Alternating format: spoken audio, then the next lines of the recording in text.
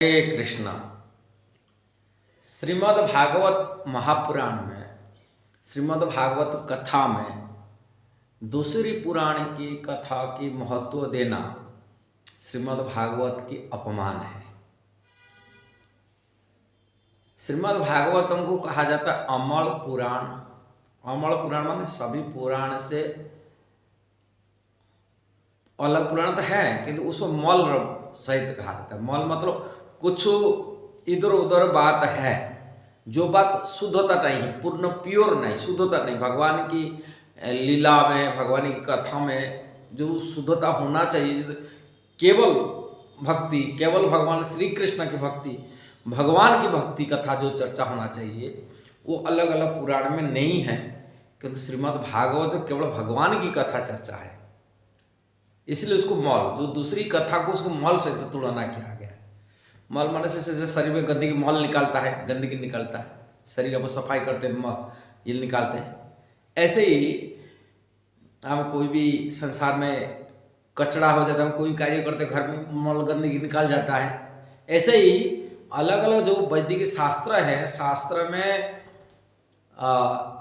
मलिनता जो है अलग अलग पुराण में छाया है, वो श्रीमद् भागवत में नहीं है। इसलिए उसको अमल कहा जाता है, मल नहीं है, मल रहित है। दूसरी पुराण में भगवान की कथा भी है, किंतु इसके साथ संसार की बात भी वर्णन किया गया। कैसे गृहस्थ धर्म निभाना, कैसे परिवार चलाना, संतानोत्पत्ति कैसा करना, शादी विवाह कैसा करना, और कर्मकांड की बारे में, बहुत सारी देवी देवता उपासना बारे में दिया गया। और दूसरी देवा देवी की कभी कभी महत्व भी दिया गया, देवा देवी को भगवान के साथ बराबरी भी कर दिया गया। और सृष्टि की मूल माने जैसे शिव पुराण बोलेंगे, शिव पुराण में भगवान शिव जी को ही सर्वश्रेष्ठ कर दिया गया। वही उनसे सृष्टि का आधार है, उनसे उत्पत्ति होता है, उतना ये होता है। ऐसे ऐसे बात जो वर्णन किया गया, इसलिए मल रहित हो कहा गया। किंतु निर्मल शास्त्र यदि कहा जाएगा, मल रहित है, वो भागवत पुराण है। उसी भागवत पुराण में भगवान की महत्ता वर्णन किया गया, महिमा को वर्णन किया गया, भगवान की गुणगान करा गया, भगवान कितना कृपालु है, कैसे दयालु है, वो वर्णन किया गया। किंतु दूसरी पुराण में नहीं है। और दूसरी पुराण की बात श्रीमद् भागवत कथा में यदि मनोरंजन के लिए, लोगों को संतुष्ट करने के लिए कुछ कहानी आकारे दूसरी की महिमा यदि चर्चा किया जाता है, दूसरी गाथा, वो श्रीमद् भागवत की अपमान किया जाता है। कारण भगवान की महिमा को छिप जाता है, भगवान की गुणवत्ता को छिप जाता है। जैसे कि मैं एक उदाहरण आपको दे रहा हूँ। श्रीमद् भागवत में भगवान की कृपा, उनकी दया की वर्णन जो सुखदेव गोस्वामी मध्य मोहित हुए, जिसी प्यार में, जिसकी पद को सुन करके सुखदेव गोस्वामी जो अपनी जन्म होने के बाद में भाग गए थे, मैंने घर छोड़ के चला गए थे। किंतु जो चला गए थे, उन पीछे पीछे व्यासदेव भी गए उसको बुलाते बुलाते, किंतु आए नहीं थे सुखदेव गोस्वामी। सुखदेव गोस्वामी ऐसे ही रहे। किंतु सुखदेव गोस्वामी अपने पुत्र को कैसे वापसी लेके आएंगे, ये बात को मन में विचार किए, कैसा हम सुखदेव गोस्वामी को लेके आना, अपने पुत्र को, अपना शिष्यों को कुछ जो श्रीमद् भागवत की महिमा, श्री भगवान की गुणगान पद को बोल सिखा करके भेजे। अब ये पैर गाओ, जो भगवान की गुणवत्ता को सुनने से वो उससे प्रभावित हो कि आई जाएगा। अब वही अपने शिष्य लोग को जा करके, व्यासदेव के अलग शिष्य लोग को जा करके भागवत की महिमा, भगवान की रूप वर्णन करते, गुण वर्णन करते। और वो गुण वर्णन में एक श्लोक है जिसको उद्धव जी विदुर के पास से कह रहे। और उद्धव जी भगवान के पास थे, विदुर जी यहाँ वृंदावन में उनको मिले। अब वृंदावन में जमुना तट पर मिले, भगवान अपने धाम को गए, तभी विदुर जी पूछते हैं, भगवान अपने धाम को मेरा याद किए, कैसा उनकी भगवान के बारे में बात की, भगवान कैसे थे, कैसे भगवान कृष्ण के बारे में जो पूछे, तभी वो कृष्ण की महिमा को एक पद गाए श्रीमद् भागवत की। अहबकीजं स्तनकालकूटं जिह्वाश्रयासया अपयाद अपि असाधि लेभे गति धातृचितं तो ततोन्यं कं वा दयालुं शरणं व्रजेम। उद्धव जी कहते हैं, अहो भला है, मैं उनसे अधिक दयालु किसी और किसी के शरण में कैसे ग्रहण करूंगा, जिन्होंने उस असुरुणी पुतना को माता का पद प्रदान किया, यदि वह कृतज्ञ थी और उसने अपने स्तन से पिलाए जाने के लिए घातक विष तैयार किया था। कृपा भगवान की कृपा यहाँ इतना बड़ी था। ये श्लोकों मध्य जब सुखदेव गोस्वामी को सुने, तभी वो कहाँ से भगवान की कृपा की, दया की, करुणा की श्रीमती कहाँ से श्लोक मिला, कौन आपको सिखाया। सुखदेव गोस्वामी तुरंत उनकी व्यासदेव के शिष्यों को पूछने लगे और उसी श्लोक को हमारे गुरु जी सुनाते, गुरु जी हमको सिखाए और वापसी आए इसी श्लोक में पैर में। और एक श्लोक भी था जो भगवान की वनगमन की बार नहीं, वर्णन भगवान का स्वरूप कैसे भगवान जाते हैं, उसमें श्लोक भी का। ये दोनों पैर में सुखदेव गोस्वामी परिवर्तित हो गए। जो ब्रह्म चिंतन करते थे और ब्रह्म चिंतन में ध्यान में इतना मग्न थे, अपनी पिता माता को सब भूल गए थे।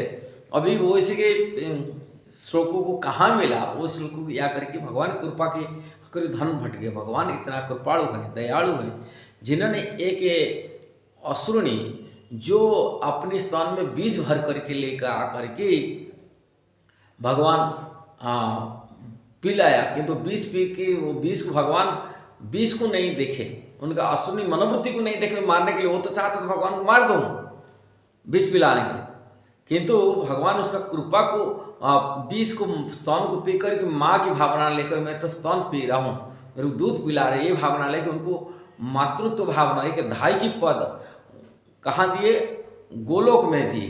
गोलोक धाम वैकुंठ में गोलोक में लेके अपने धाम में उनको एक माता की पदवी प्रदान कर दिए, माँ की भावना लेके। ये जो कृपा को भगवान की कृपा की, दया की, करुणा की, जो इतनी बड़ी, भगवान को विष पिलाने के लिए वो विष को न दे करके उनका स्तन पी करके और को माँ की भावना लेके मातृगति दिला दिए गोलोक में। इतनी बड़ी कृपा में शरण बिना मैं और कहाँ का जाऊँ, ये बात बता रहे उद्धव जी, बता रहे। अब इसी बात को यदि काटना होगा, ये बातों को काटना होगा कि पुराण दूसरे, जैसे ब्रह्मवैवर्त पुराण में पढ़ते, ब्रह्मवैवर्त पुराण में कथा कहा जाता है पुतना कौन थी। ये पुतना के बारे में कहा जाता है, पुतना दूसरा कोई नहीं थी, ये बड़ी महाराज की बेटी थी रत्नावली। और रत्नावली जब वामन भगवान को देखा, देख कर के मन में विचार आया, इतना सुंदर बच्चा है, इतना सुंदरता को देख कर मन में विचार हुआ, मैं अपने बच्चा को बनाकर मैं तो अपने स्तन में दूध पिलाऊंगा। जब परवर्ती भारत में वही वामन भगवान छल से बड़ी महाराज की सारी संपत्ति छीन लेते, उनको बंदी बना देते, तभी उनकी जो बेटी मन में विचार आती है, मैं क्या स्तन में दूध पिलाएगी बच्चा बनाने के लिए कहा था, मैं तो विष पिलाएगी मार दोना के लिए चाहता हूँ। यही विचार के लिए उनको पुत्रा के शरीर मिला। यदि श्रीमद् भागवत में ये कथा वर्णन किया जाता है, बड़ी महाराज की बेटी चर्चा किया जाता है, तो ये भागवत की महिमा कम हो जाती है। ये सिद्धांत की बात है। भागवत की महिमा कहा जाता है वो रसुरणी थी, राक्षस थी, किंतु भगवान कृपा कर उनको अपना माँ की पद दिया। वहाँ उदाहरण यहाँ प्रस्तुत नहीं करना चाहिए श्रीमद् भागवत में। ये श्रीमद् भागवत हमारे गुरु महाराज कहते हैं, यदि इसे इसी प्रकार भागवत की कहानी में भागवत की महत्व कम रहा है, भगवान की कृपा महिमा करना, उनको तो वो कथा करा, वो तो पिछला जमाना ये था वो था, इसलिए ये सब चीज़ें भागवत में चर्चा नहीं होना चाहिए। श्रीमद् भागवत में चर्चा होना, भगवान की गुणवाता को चर्चा करना चाहिए। वो पिछला जमाना किया थी वो चीज़ चर्चा नहीं होना चाहिए बिल्कुल। ये भगवान की महिमा की नहीं कहा जाता, भगवान की महिमा को कहा जाता है। भगवान तो उसको भक्त था, उनका इच्छा था, वो विचार बिल्कुल यह चर्चा नहीं होना चाहिए। ये सिद्धांत की बात है। कारण भागवत जो रसिक भक्त होते हैं श्रीमद् भागवत की महिमा को जानते हैं, इसलिए भगवान के गुणगान के बीच में दूसरी बात को प्रवेश नहीं करा देते। इसलिए किसी भी श्रीमद् भागवत कथाकार को जो भी कथा कह रहे हैं, प्रवचन कर रहे हैं, उनको भी सतर्क रहना चाहिए। भागवत में महिमा में भगवान के गुणगान करा जाए, उसमें दूसरी की चर्चा नहीं होनी चाहिए, दूसरी बात नहीं होना, दूसरी पुराण की चर्चा नहीं होनी चाहिए। जो दूसरी पुराण की चर्चा करे उनके तल भागवत की तो महिमा खत्म हो गया, वो पुराण तो बड़ा हो गया, वो पुराण की कथा पूरा हो गया कि श्रीमद् भागवत की पुराण की महिमा नहीं रहेगा। इसलिए सावधान रहना चाहिए। जो कथावाचक होते, विशेषकर कथा कहने वाले होते, उनको सतर्क रहना चाहिए। भगवान की कथा में, भागवत की कथा में दूसरी पुराण को दूर रहे। यदि वीडियो सही लगा जरूर उसको शेयर करना, सब्सक्राइब करना, लाइक कमेंट देना। हरे कृष्णा।